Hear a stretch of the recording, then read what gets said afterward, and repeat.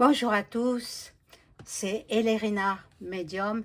Donc aujourd'hui nous sommes le 16 décembre 2024 et je vais faire une vidéo sur l'affaire Jubilard, Delphine Jubilard, qui a disparu depuis 4 ans, jour pour jour. Elle a disparu dans la nuit du 15 au 16 décembre 2020 à Cagnac-les-Mines dans le Tarn, où elle résidait avec son mari et ses 2 enfants. Euh, il y a des rebondissements, euh, il y a des rendez-vous décisifs, des décisions qui s'enchaînent. Là, je vous cite depuis un journal, hein, vous irez voir. Donc, 4 ans après le dernier signe de vie de l'infirmière tarnaise, les acteurs de cette affaire hors norme ont une nouvelle étape dans le viseur. Le procès de Cédric Jubilard en septembre 2025. Lors de cette audience qui devrait durer 4 à 5 semaines, les nombreux éléments de l'enquête seront passés au crible, mais 4 points cruciaux seront particulièrement scrutés. Bon, alors, c'est vrai que, bon, je peux pas voir parce que je peux plus vous lire. Il me demande un abonnement ou accepter les coquilles ou regarder une pub. Bon, alors je vais accepter les coquilles pour pouvoir. Allez, j'ai accepté les cookies. Bon, donc je vous lis la suite. Euh, Premièrement, l'activation mystère de 6h52. L'affaire de la disparition de Delphine Jubilard commence le 16 décembre 2020 à 4h09. Cédric Jubilard, le mari, appelle la gendarmerie. Bonjour, je ne sais pas où est passée ma femme, dit-il. Le couple est en instance de divorce. L'artisan plaquiste de 33 ans dit s'être réveillé à 3h45 après les pleurs de la petite Elia, 19 mois. Il fait le tour de la maison à Cagnac-les-Mines et constate que sa femme, Delphine Jubilard, 33 ans, infirmière à Albi, a déserté les lieux. À 6h52, le téléphone de Delphine s'active étrangement par le biais d'une manipulation humaine. L'accusation soutient que cette activation ne peut être le fait que d'un seul individu, le mari. Des expertises sur l'architecture du réseau téléphonique situent le portable de Delphine dans un périmètre très proche du pavillon. Par ailleurs, Cédric Jubilard a utilisé son téléphone pour échanger avec une amie de Delphine de 6h16 à 6h34.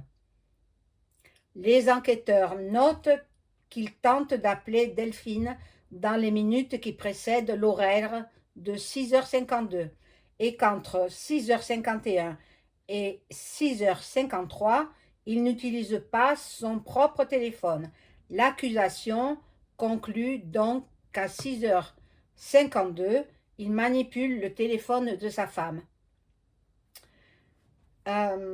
Autre conclusion à charge. Ce mari, décrit comme jaloux et manipulateur, traquait son épouse et à travers ses opérations de flicage, il aurait procédé, non, Delphine certainement aurait procédé à changer les codes d'accès de son téléphone, ce que l'intéressé réfute. Pour les avocats de Cédric Jubilard, bon maître, je ne citerai pas leur nom, il est impossible que le mari, qui se dit innocent depuis le début de cette affaire, ait pu utiliser le téléphone de sa femme à 6h52, puisque les gendarmes sont présents autour de la maison. S'il est l'auteur d'un crime qu'il tente de dissimuler par tous les moyens pour des raisons Pour quelle raison garderait-il le téléphone de son épouse pour s'en servir devant les premiers gendarmes, au risque d'éveiller des soupçons? Par ailleurs, la défense s'appuie sur le fait que Delphine avait changé le code d'accès de son téléphone pour justement empêcher les méthodes intrusives de son mari. 3 activations à 0h07, 1h33 et 1h34 sont également recensées sur ce même téléphone. 2. Louis, le témoin clé. L'enfant du couple a 6 ans lorsque l'affaire éclate. Le garçonnet ne devrait pas être cité à la barre lors du procès de son père. Il a été entendu à 3 reprises lors de l'instruction. Ces auditions sont très évolutives et elles devraient être lues à l'audience pour objectiver une scène de dispute, véritable clé de voûte de toute cette affaire. Ces lectures seront-elles suffisantes pour appuyer l'accusation? Pèseront-elles de tout leur poids pour étayer le scénario de la culpabilité du mari? Le lendemain de la disparition de Delphine Jubilard, Louis livre son premier témoignage devant les gendarmes et dit avoir entendu une discussion avec ses parents le 15 décembre au soir. Un mois plus tard, lors d'une seconde audition, il aurait entendu des gros mots et son père dire « Puisque c'est comme ça, Cédric, on va se séparer ». Il entend une scène qui peut s'assimiler à une dispute entre ses parents. Cédric Jubilard a toujours nié l'existence de cette dispute, puisque selon son récit, il s'est couché peu après 22 heures.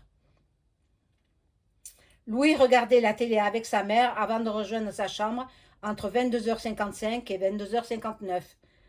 Au moment d'un sketch lors de l'émission La France a un incroyable talent sur M6. Dans sa dernière audition devant les juges le 26 novembre 2021, il affirme pour la première fois avoir vu et pas seulement entendu la scène d'une dispute. Sa mère aurait dit « Arrête-toi » en direction de son père et il se tenait les bras à l'horizontale. Oh mon Dieu. Le témoignage de premier plan entièrement validé par la justice.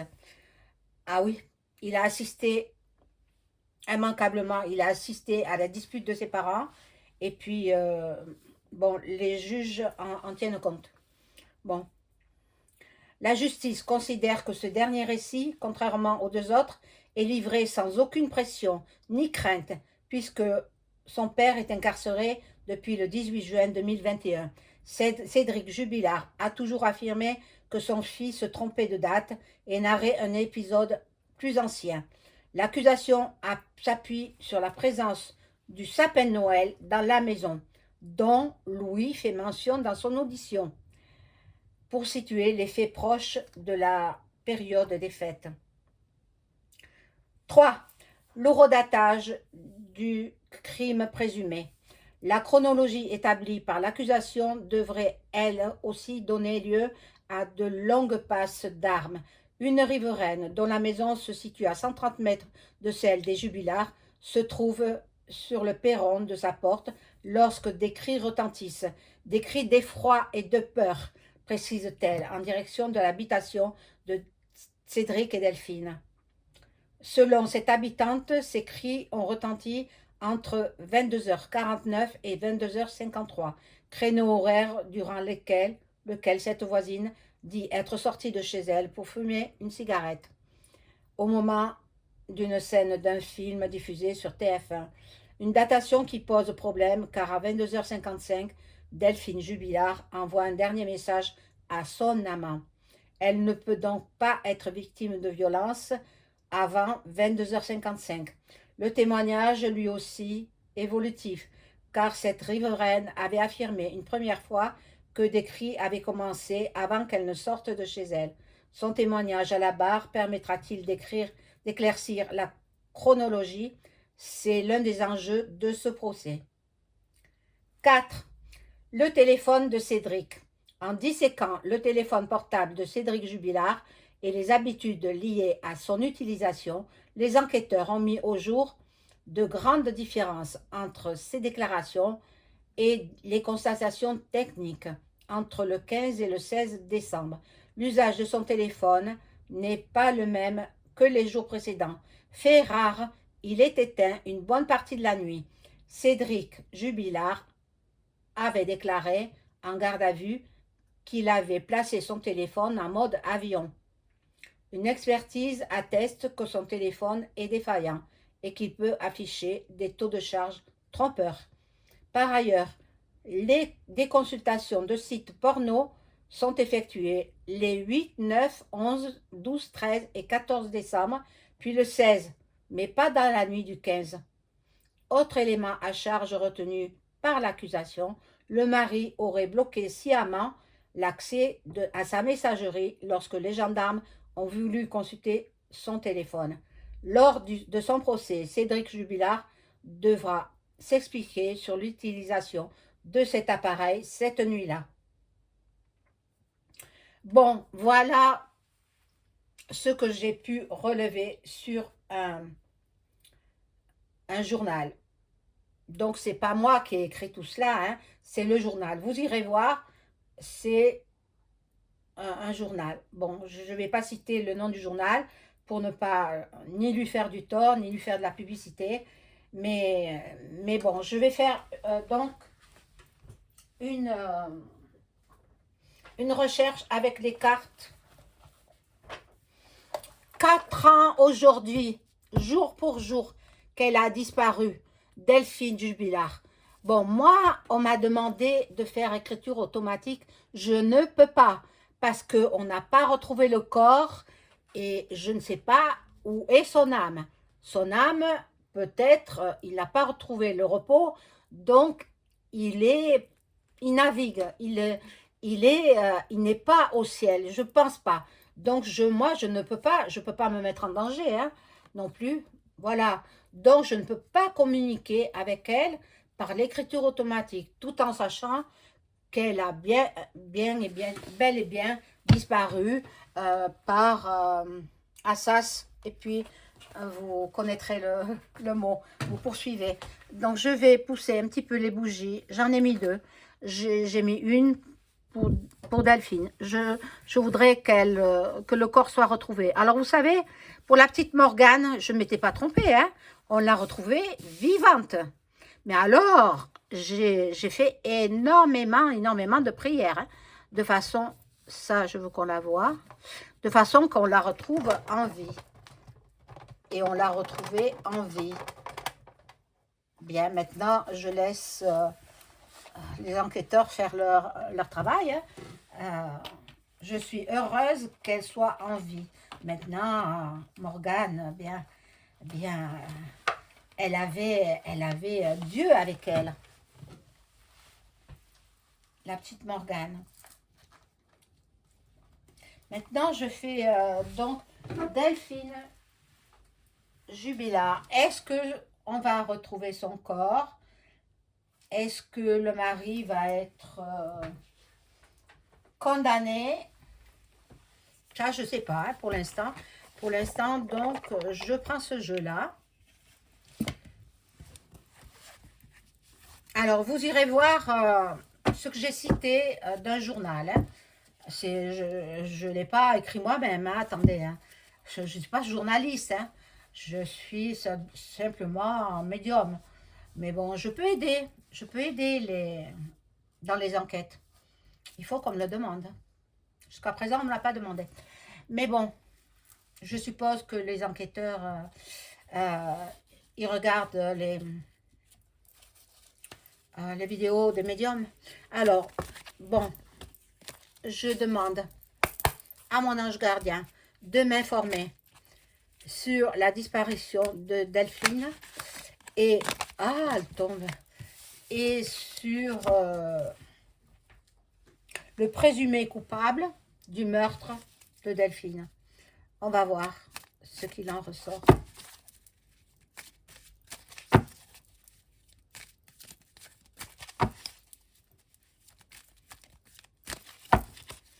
Alors, je suis obligée d'enlever ça. C'est bien joli, c'est Noël, mais ça me prend de la place. Bon.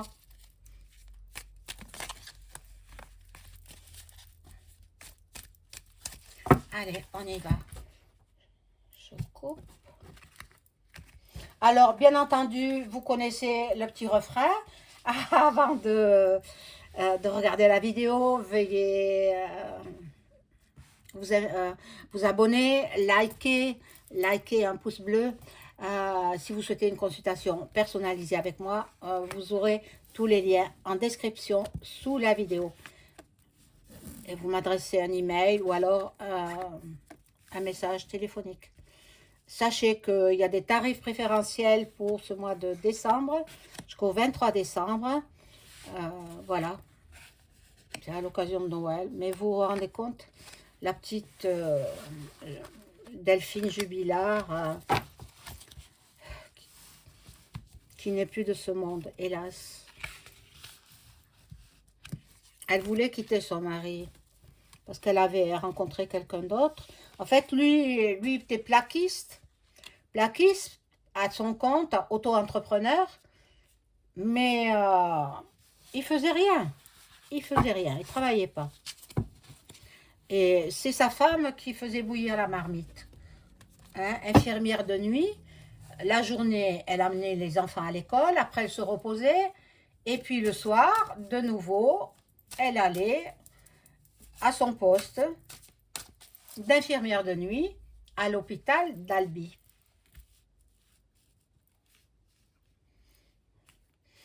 Et vous savez, le nombre de personnes qui m'a contacté, le nombre impressionnant, qui veut savoir des choses. Mais attendez, si c'est pas la police qui me contacte, je réponds non. Hein, moi, j'ai pas de temps à perdre, sauf pour les enquêteurs, les policiers qui me le demanderont. Voilà. Alors, qu'a-t-on à apprendre sur ce mystère de Delphine Jubilard? Aujourd'hui, le 16 décembre, ça fait 4 ans, jour pour jour. Elle a disparu dans la nuit du 15 au 16 décembre 2020, donc, hein, en 2020, donc ça fait 4 ans. Alors,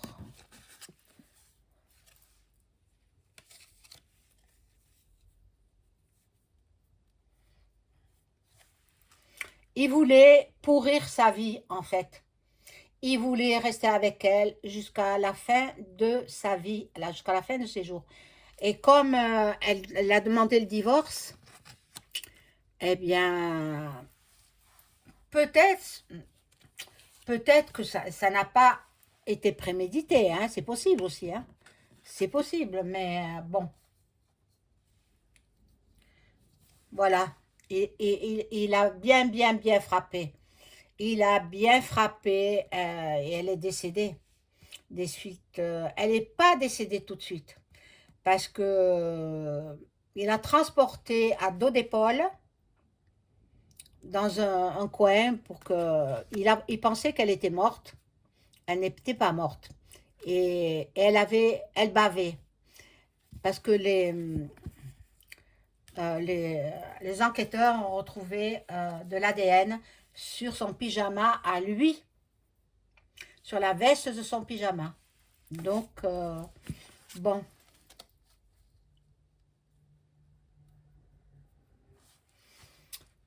Il résiste.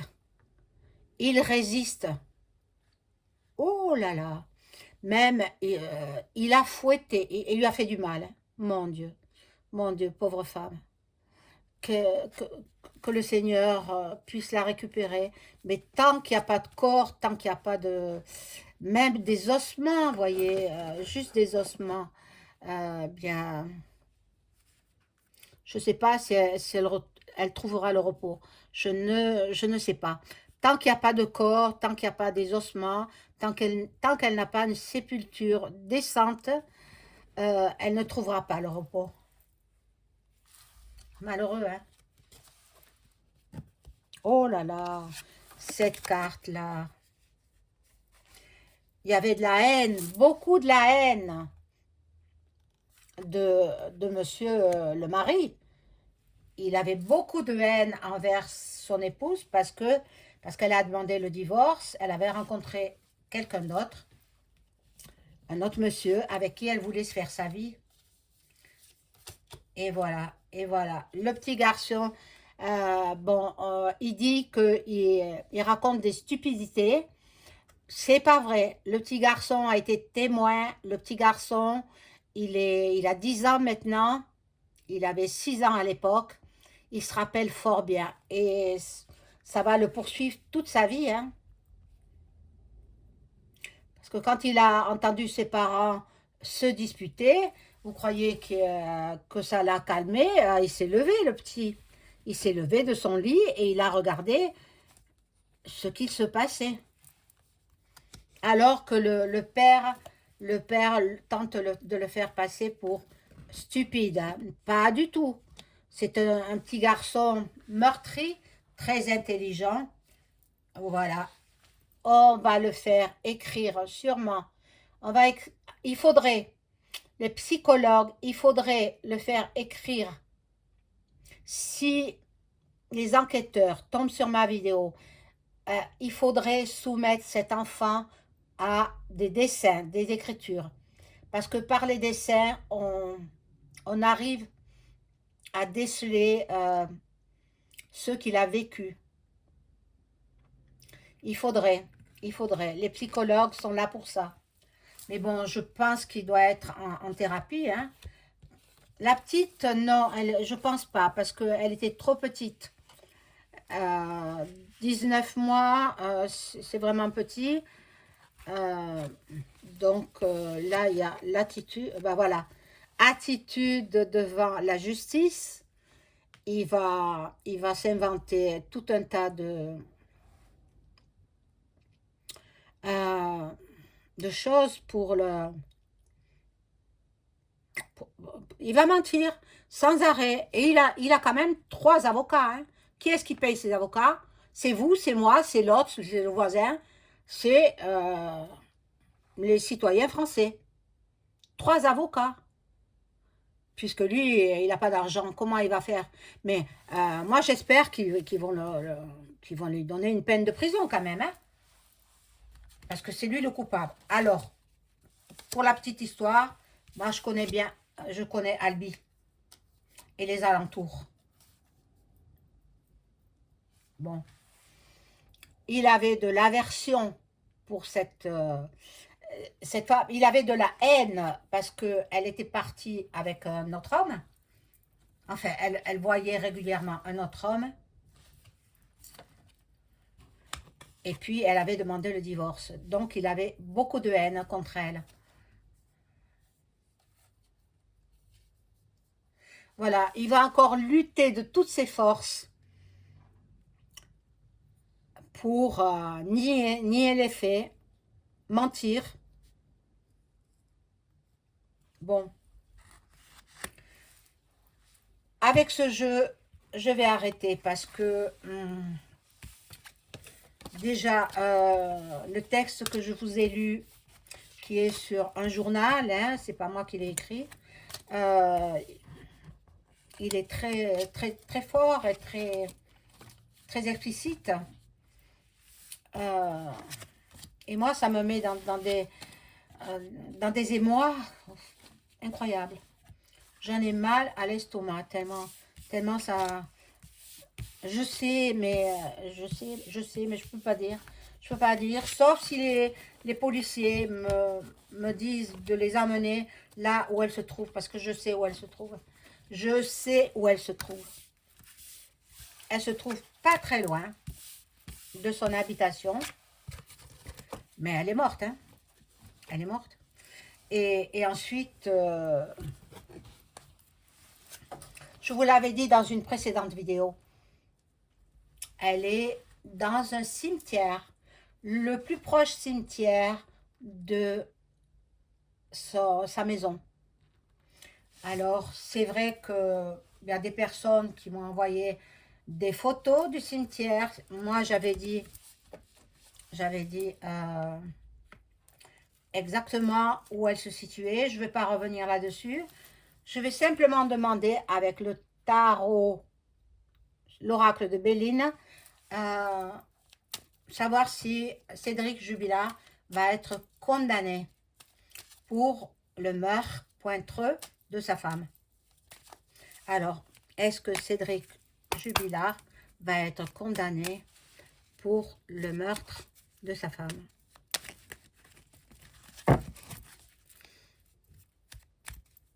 Ce sera au mois de septembre 2025, hein, le procès en septembre 2025. Il a fait plusieurs fois la demande de remise en liberté, ça a toujours été refusé.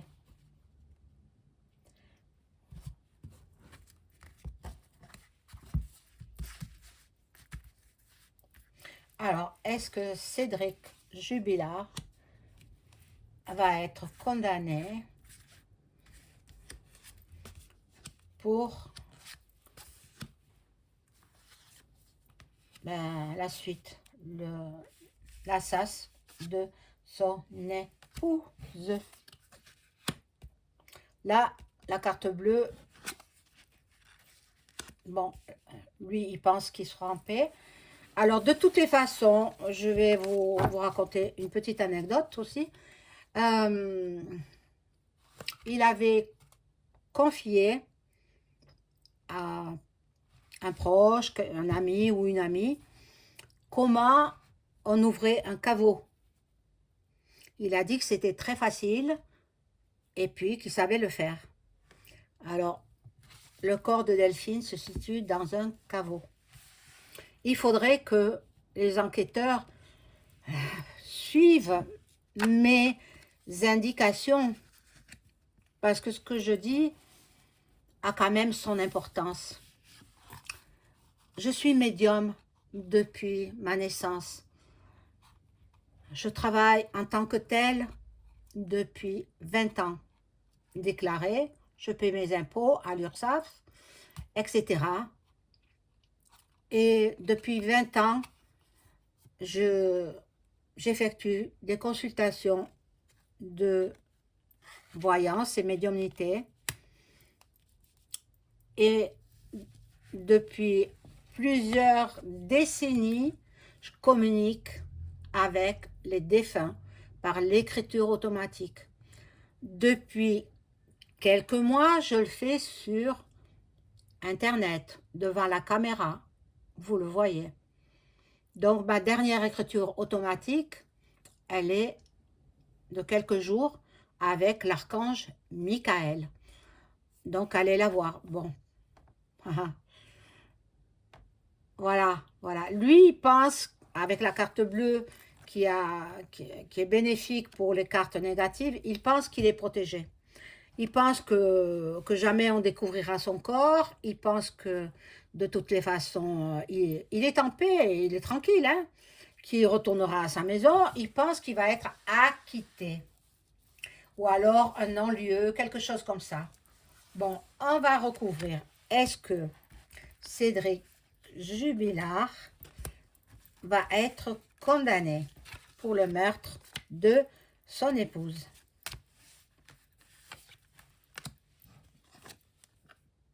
Bon, voilà, il pense, elle était retournée à l'envers. Il pense que ça tombe à l'eau. Il pense que ça tombe à l'eau. Euh, Lui, il s'en fiche. Il pense qu'il va sortir.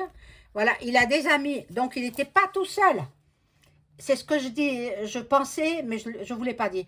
Il n'était pas tout seul dans le coup. Il a été aidé. Il a été aidé par un ou une amie. Ça, je ne peux pas en savoir plus pour l'instant. Ça, c'est aux enquêteurs de le déterminer. Il n'a pas agi tout seul après pour camoufler le corps, etc. Soit c'était sa maîtresse, il a eu une maîtresse aussi, après la disparition de sa femme, très vite, il a pris une maîtresse. Attendez, quand une femme disparaît, son époux prend de suite une maîtresse, il n'est pas affecté par la disparition de son épouse. Moi, ça me pose des interrogations. Voilà. Là, il y a les honneurs. Bon, ça dessinait.